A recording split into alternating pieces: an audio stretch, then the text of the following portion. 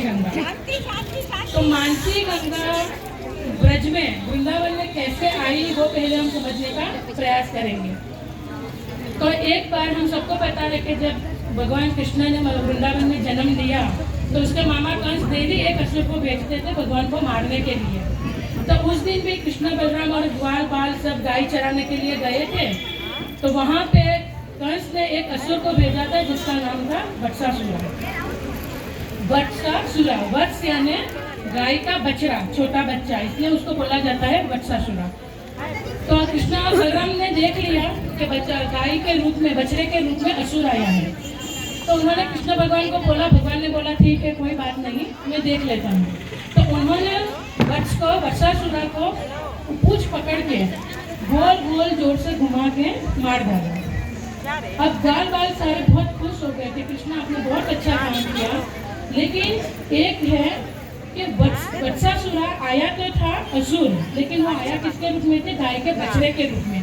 और आपका एक नाम है गोपाल, गायों के पालनहार, आपका एक नाम है। दूसरा नाम है गोविंद, गायों की रक्षा करने वाले। और आपने गाय के बछड़े को मार दिया तो अभी आपको पाप लग गया, तो आपको गंगा में स्नान करना पड़ेगा। अब भगवान के लिए कोई ऐसा नियम नहीं है, लेकिन भगवान भावाग्रही जनार्दन, वो अपने भक्तों के प्रेम से बंधे हुए हैं। तो इसलिए उन्होंने ग्वाल बाल की बात मान ली, लेकिन वो मन ही मन सोच रहे थे।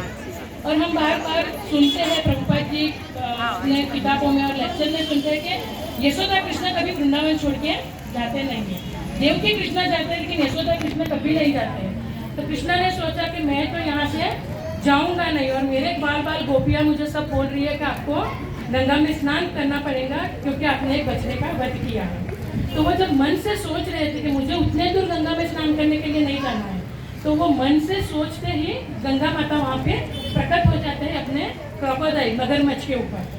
और वो उसी जगह पे आज मानसी गंगा है जहाँ पे वत्सासुरा ने अपने पैर से जो खड्डा किया था, वहाँ पे आज मानसी गंगा है।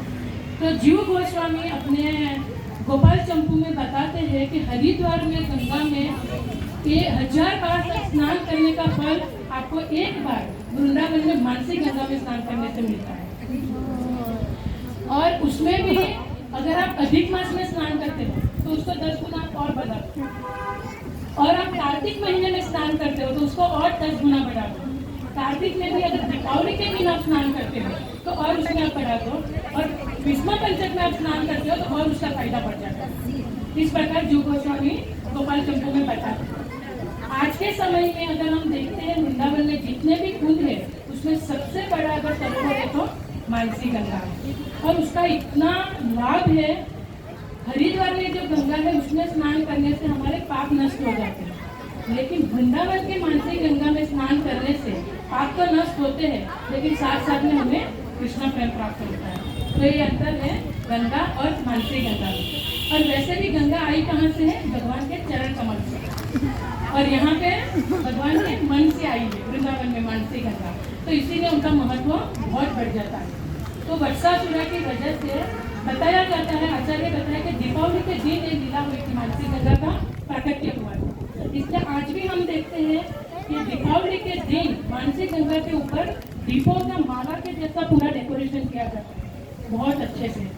दूसरा, मानसी गंगा इसलिए भी बहुत महत्वपूर्ण है कि आज से बहुत 1515 साल पहले जब चैतन्य महाप्रभु वृंदावन में पहली बार आए थे तो उन्होंने सबसे पहले मानसी गंगा में स्नान किया था, और बहुत देर तक नृत्य और कीर्तन किया था। और वो कीर्तन और नृत्य को देखते हुए बहुत सारे लोग चैतन्य महाप्रभु से आकर्षित हो गए थे।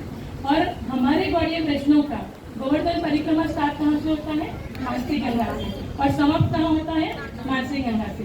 और भक्ति सिद्धांत सरस्वती ठाकुर बताते हैं कि हमारा जो मुखारविंद है वो मानसी गंगा देवी के पास में ही है, गोवर्धन का मुखारविंद। तो इसीलिए भी हम गौड़ीय वैष्णव के लिए मानसी गंगा बहुत ही महत्वपूर्ण है। तो ये तो हो गया मानसी गंगा का ब्रज में प्राकट्य।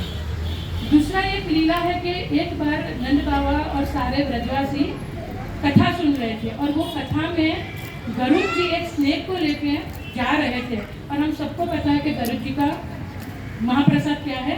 सांप। तो वो वहाँ से लेके जा रहे थे, और वो सांप की जो पूंछड़ी वो मानसी गंगा में पूंछ उनकी लग जाती है, और जैसे ही मानसी गंगा का स्पर्श सांप की पूंछ को, वो वैकुंठ का 4 हाथों वाला मनुष्य के रूप में वो आ जाते हैं। और वो जो सांप को गरुड़ जी खाने के लिए लाते थे, उनको अपने पीठ पे बिठा के वो वैकुंठ लेके चले जाते हैं। तो आप सोचिए मानसी गंगा का कितना महत्व है। तो जब नंद महाराज ने और दूसरे ब्रजवासियों ने ये सुना कथा, तो उन सबका मन हो गया कि हम लोग जाएंगे गंगा में स्नान करने के लिए। तो वो सब अपना अपना पैकिंग करने लगे, जैसे हम वृंदावन जाते हैं पैकिंग करते हैं, तो सब लोग अपनी अपनी तैयारी करने लगे। इतने में कृष्ण भगवान आए, बोले बाबा बाबा आप कहाँ पे जा रहे हो? बोले आज हमने कथा सुना, तो हम सब ब्रजवासी मिलके गंगा में स्नान करने के लिए जा रहे हैं। तो उन्होंने कहा आपको गंगा में स्नान करने के लिए इतने दूर जाने की जरूरत नहीं है, गंगा वृंदावन में ही है, आप वहाँ पे स्नान करेंगे। लेकिन भगवान छोटे थे, कृष्ण भगवान, तो नंद महाराज ने सोचा कि छोटा बच्चा है वो ऐसे ही बोल रहा है।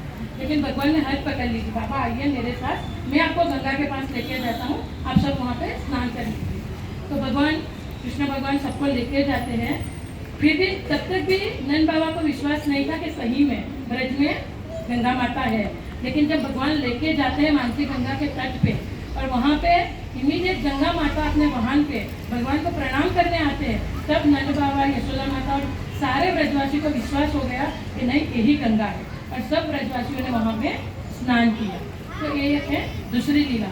इस प्रकार मानसी गंगा का बहुत महत्व है। बताया जाता है शास्त्रों में कि मानसी गंगा के पास इतने सारे धार्मिक स्थल है, अगर हम बोलने गए तो बहुत कुछ है।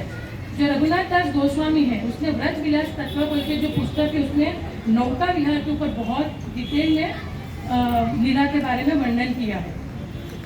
चक्रेश्वर महादेव, चैतन्य महाप्रभु जब आए थे तो मानसी गंगा में सबसे पहले स्नान किया, उसके बाद चक्रेश्वर महादेव का दर्शन किया, वहाँ पे परमिशन लिया गोवर्धन परिक्रमा का और गोवर्धन का मुखार में। और हिजोलीदास भक्ति रसामृत महाराज बताते हैं लेक्चर में कि पंचतीर्थ बोल के एक जगह है आज भी, लेकिन पब्लिक के लिए वो बंद कर दिया गया है। वहाँ पे 5 नदियों का मिलाप है, नर्मदा, सिंधु, सरयू, बाकी 2 मुझे अभी याद नहीं है, वैसे 5 नदियों का है। तो वो पंचतीर्थ बोल के भी मानसी गंगा के पास है, जिसको अभी पब्लिक को वहाँ पे जाने नहीं दिया जा रहा है। पर सबसे ज़्यादा जो महत्वपूर्ण स्थान है वो हरिद्वार मानसी गंगा के पास। तो चैतन्य महाप्रभु ने वहाँ पे भी जाके बहुत सारा डांस और कीर्तन किया।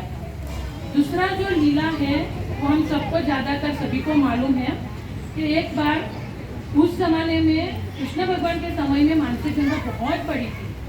अगर हम सब जितने लोगों ने गोवर्धन परिक्रमा किया है उनको मालूम होगा कि मानसी गंगा से अगर हम परिक्रमा स्टार्ट करते हैं तो गोविंद कुंड तक हम जाते हैं तो कम से कम 7 किलोमीटर है।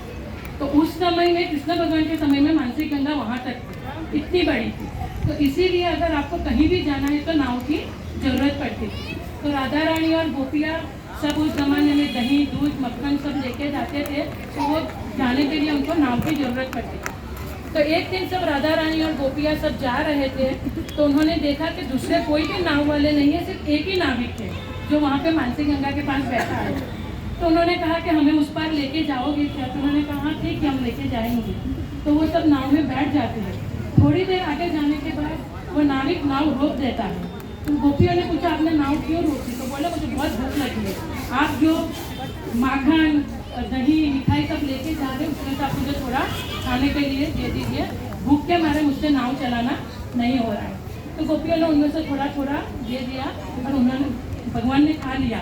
अब तक राधा रानी और गोपियों को मालूम नहीं है ये नाविक कृष्णा है। उन्होंने थोड़ा सा दे दिया, भगवान ने खा लिया।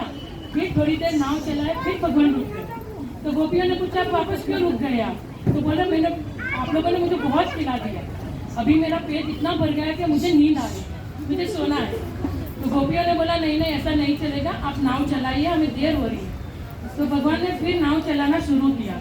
थोड़ी देर के बाद भगवान फिर रुक गए। तो गोपियों ने बोला अब क्या हुआ? बोला हमारी नाव में छेद हो गया, अभी पानी भर जाएगा, हम सब डूब जाएंगे। तो आप एक काम कीजिए, आपके पास जितने भी दही, दूध, मक्खन के मटके हैं वो पूरा मानसी गंगा में फेंक। गोपियों ने कहा ठीक है, डर गए ना, अगर हम भी कहीं जाते हैं और कोई बोलेंगे नाव में छेद है डूब जाएंगे। तो उन्होंने क्या किया, नाविक की बात मान के पूरे मटके मानसी गंगा में डाल दिए। फिर भगवान बोलने लगे और भी बहुत वजन है, अभी भी नाव में बहुत पानी आ जाएगा, हम डूब जाएंगे। तो आपने इतने भारी भारी आभूषण पहने हैं, तो आप एक काम करो, अगर आपकी जान बचाना है तो आप पूरे आपके आभूषण मानसी गंगा में डाल दिए। और गोपियों ने वैसा ही किया, राधा रानी गोपियों ने सबने अपने आभूषण निकाल के मानसी गंगा में डाल दिए। फिर थोड़ी देर के बाद नाविक फिर रुक गए, बोले अभी भी बहुत वजन है और वजन की वजह से नाव डूब जाएंगी। तो गोपियों ने बोला अब क्या है, मटके फेंक दिए, आभूषण फेंक दिए।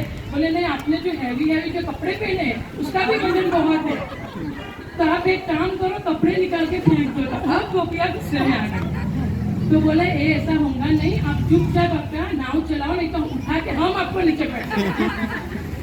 और कृष्ण भगवान स्वयं थे, तो उन्होंने लीला की, उसमें बहुत जोर से तूफान आता है, और भगवान स्वयं अपनी नाव को हिलाने लगे। तो सारी गोपियाँ डर गई। तो भगवान भी बोलते आप डरो मत, ऐसे तूफान में भी मैं बहुत अच्छे से नाव चला लेता हूँ, मैं आप लोगों को कुछ नहीं होने दूंगा। लेकिन गोपियाँ बहुत डर रही थी और भगवान जानबूझ के नाव को बहुत हिला रहे थे। तो जब नाव हिला रहे थे तो गोपियाँ इधर उधर हो रही थी। तो राधा रानी यहाँ पे जो बैठे थे वो सीधा कृष्ण भगवान के पास आके गिरते हैं, और जैसे ही भगवान का स्पर्श होता है तो राधा रानी समझ जाते हैं कि नाविक तो नहीं है, और वो एकदम से भगवान को देखने लगे। तो गोपियाँ सोचने लगी अरे राधा रानी को क्या हो गया, ऐसे वो नाविक को देख रहे हैं। लेकिन बाद में राधा रानी बोले कोई नाविक नहीं है, ये हमारे कृष्णा ही है। और भगवान के कमर में जो बांसुरी थी वो निकाल के सब गोपियों को दिखाते हैं कि देखो इतनी देर से वो हमें परेशान कर रहे थे, लेकिन ये स्वयं कृष्णा ही है। और बाद में उन्होंने सब गोपियों ने मिल के वहाँ पे मानसी गंगा में राधा और कृष्णा को बहुत अच्छे से नौका विहार किया। तो इस ऐसे नौका विहार लीला बनाए जाते।